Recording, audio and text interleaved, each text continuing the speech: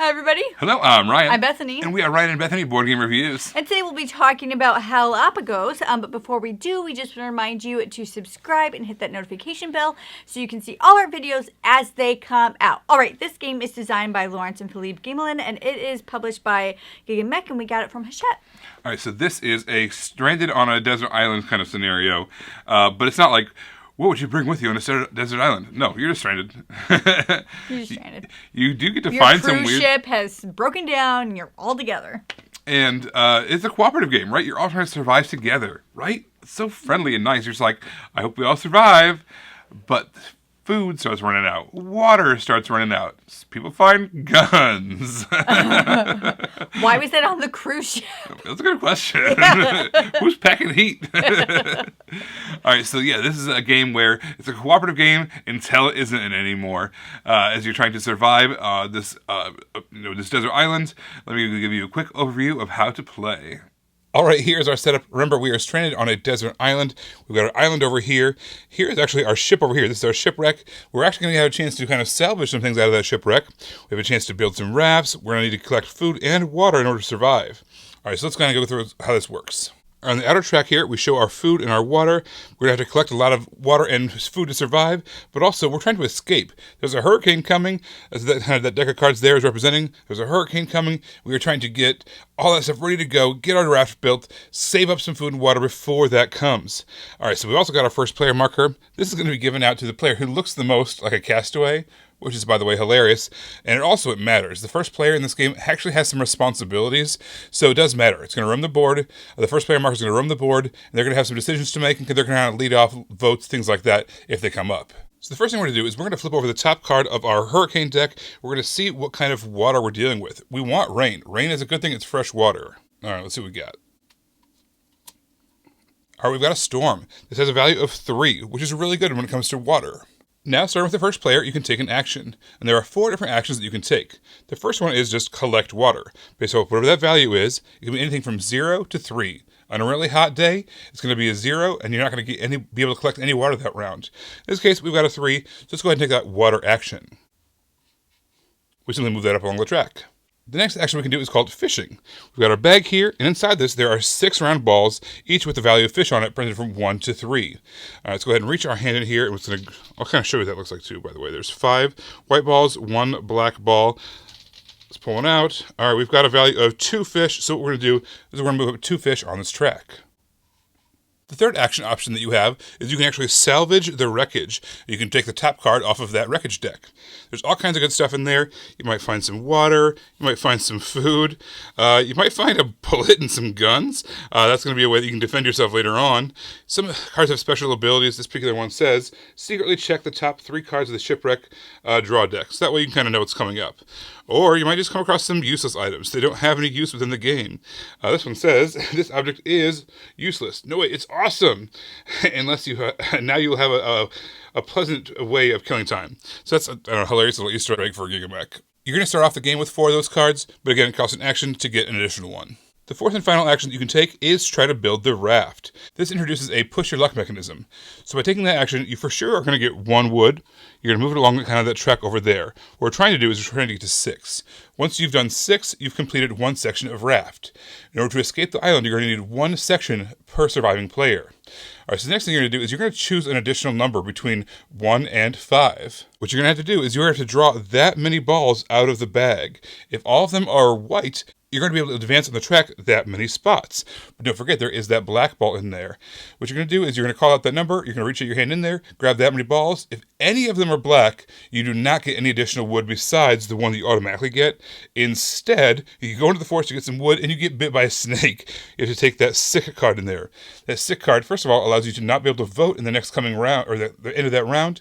Also, the next round, you have to skip your actions in order to get well. There are actually some card effects in here that'll make you be sick as well. So being sick, not good.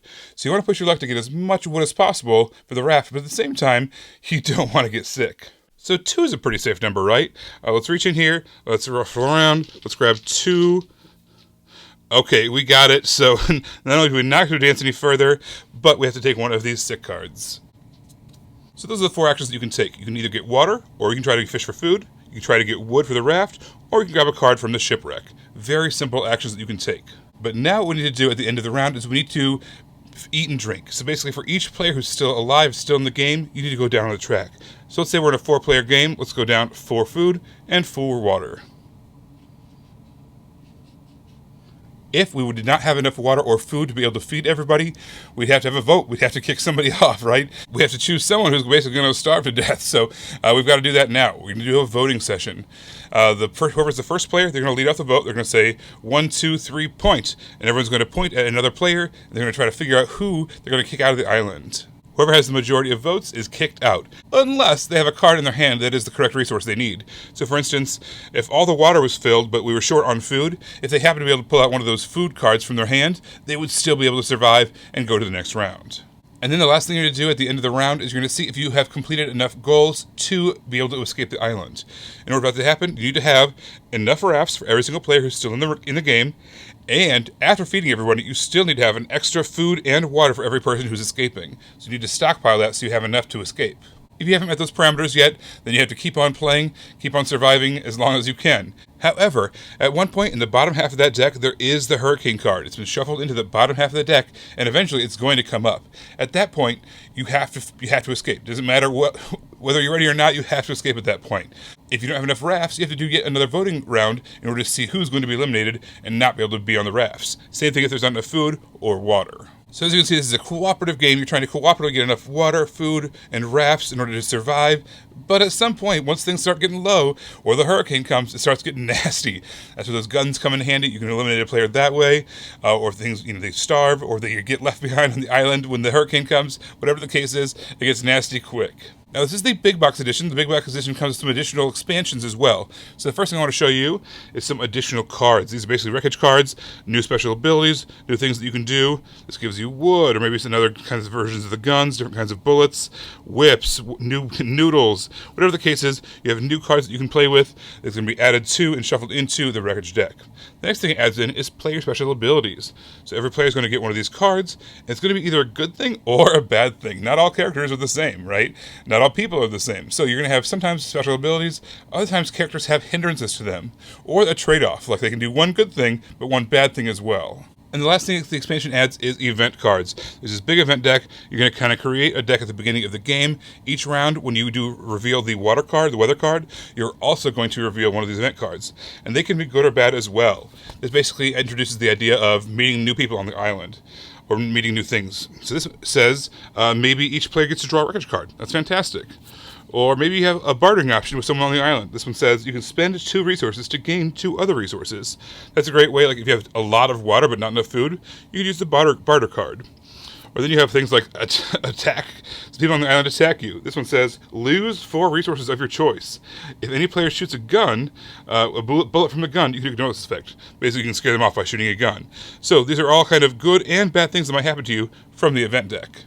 So all 3 of those kind of modules are new ways that you can play with Hellapagos. I do like how the game set itself up to where you can't rush it. You need to build rafts for the amount of players that are playing the game and have enough food basically for 2 rounds to finish that round and to float off. So I like how you can't just skip everything and build rafts, because then everybody would be kicked out. Everybody would lose the game.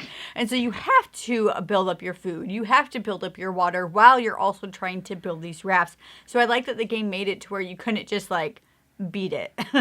Like the game knew what it was doing. You have to do a little bit of everything, at least try to work together. I think the double use of that fishing bag is an incredible way to use those components. Using it as the fishing bag to where you pull out a ball and have how many fishes on it, that's how many fish you get. But then also having that have a double use as far as the push your luck aspect of gathering wood, I thought was incredibly clever. A great way to use one component or one set of components for 2 separate actions. Was very fun. We played this with our kids once, and they loved the ability, the feel of them. There's just this huge chunky, components that they get to play around with. They like taking those actions even when it wasn't necessarily beneficial. Yeah, it's like, I want to fish. I want to, I want to go for wood or whatever. And it's also funny because they pushed your luck a lot harder than I would, and it didn't pay off for them. No, it did not. But it's just great components, solid bag, big, nice, these glossy wooden balls. But at the same time, having it used functional in 2 different ways was a lot of fun. I think it's a great double use of those, very economical. This is the big box invention. Big box. What's the word I'm looking for? Version. Edition. What did I even say? Edition, I think is what I was trying to say. So it comes with these event cards. So whoever's in going first that round gets to decide what's happening with that event card. And then there's characters. A lot of them have special abilities, but some of the special abilities... Like a double-edged sword. Yeah, they don't seem that very special. And then there's additional... They just don't seem special. They really don't. And then there's the scavenger card. So this game just comes with a lot more. You get more variety, more bang for your buck. Exactly. All right, so I would think that I play this as a cooperative game. Yeah. I like cooperative games. I like challenging cooperative games. Yeah. So my mindset going into this is always play cooperatively. But that being said, you can definitely...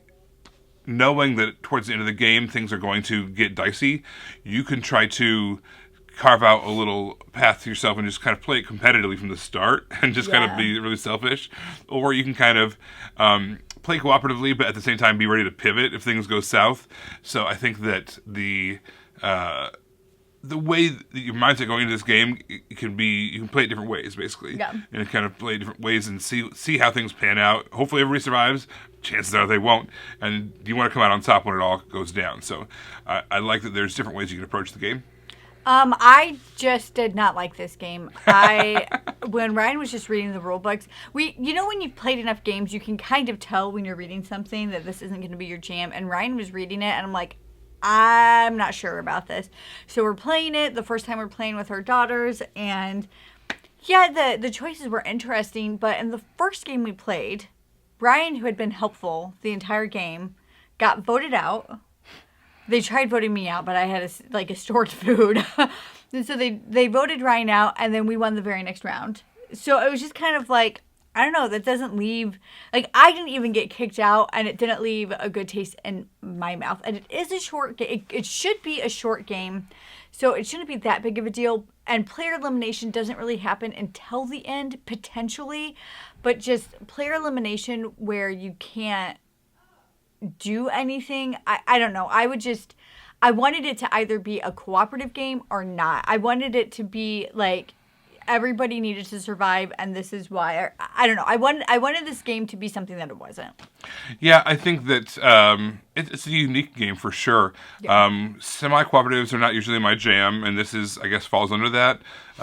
You're cooperative, but at the same time, there's only going to be some winners most of the time, unless you're extremely lucky with your actions and the cards you pull and stuff like that.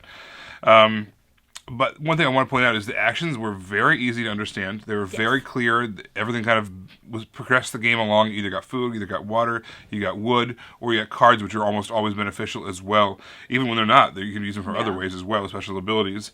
So I think that very easy to teach, very easy to understand. It had that fun theme to it, too, where kids were involved from the get-go.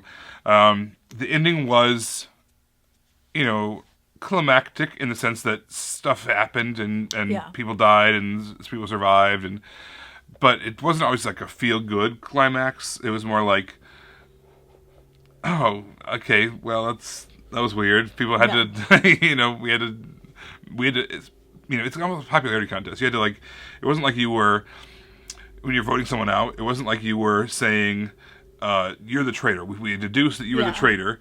It was more like, you are the least popular amongst the table, and we're kicking you out because of that. Or everybody draws from the bag until somebody gets the black one. That would have been so... I like that. I already like that. If we ever play this again, that's how we're doing that. We're not even voting. That's what it is. Yeah, so there was some feel-bad moments in there. It does have player elimination. Player elimination is not a mechanism that we use these days a lot of times, unless it's a very, very short game. Yeah. And it is true that player elimination usually didn't happen until towards the end of the game, but still, it's like... I still remember we were playing, what was it, Cult of the Deep, and there's player elimination in that game, but you come back as an occultist and you're able to, mess with people. So even if you do get eliminated, you're still fully invested in what's happening. You still get to take turns and do stuff. And this did have a variant that they put in the big box edition, which is the Voices of the Dead. So even after you get eliminated, you get a chance to still vote on things, which gives you a reason to stick around the table. But at the same time, I don't want to be forced to stick around at the table when there's zero chance of me winning or even doing any actions. Yeah. It's like they tried to defeat that argument, but created a whole another separate argument in the process. So, that's our thoughts on the Hellapagos. Very interesting semi-cooperative game. Got a cool theme, simple actions, but it'll be passed along. Yeah. Everybody, thank you so much for watching it. Don't forget to subscribe so you can see more videos like these. Okay, thanks for watching. We will see you next time. Bye. You guys, thanks for watching our shenanigans. As always, we appreciate it.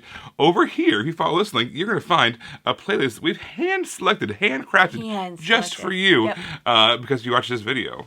And if you check over here, this is a video that YouTube thinks you might like. So you can check that out if you want as well.